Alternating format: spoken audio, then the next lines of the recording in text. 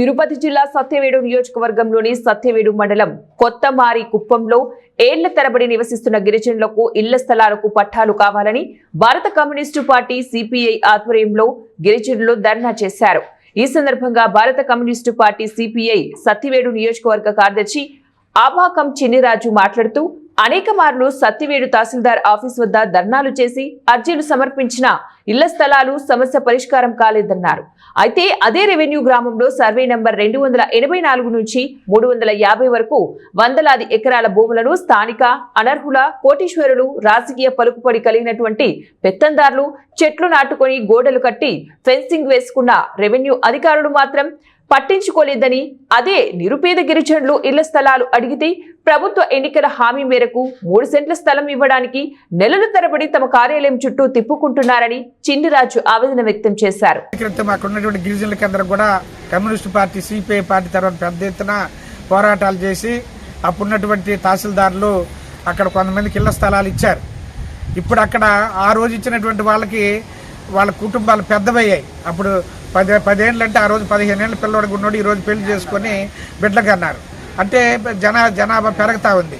వాళ్ళందరూ కూడా అక్కడ ఒక 30 మందికి ఇళ్ల పట్టాలు ఇవ్వాలని చెప్పి తహసీల్దార్ ఆఫీస్ దగ్గర ఇప్పుడు దాదాపు 6-7 నెలల నుంచి తిరుగుతూ ఉన్నాము। అక్కడ భూములు కూడా ఉన్నాయి, ఆ భూముల్లో గిరిజనులకు పట్టాలు ఇవ్వాలని చెప్పి కోరుతున్నాం।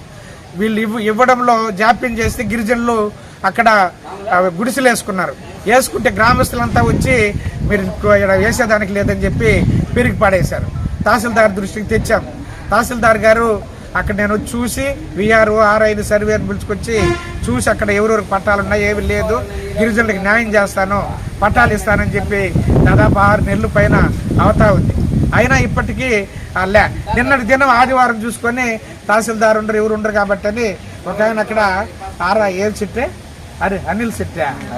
అరుల్ సిట్ అని ఒక ఆయన జేసీబీని పంపించి వీళ్ళు ఎక్కడైతే గుడిసెలు వేసారో గిరిజనులు అక్కడంతా తీర్పు చేస్తూ ఉంటారు।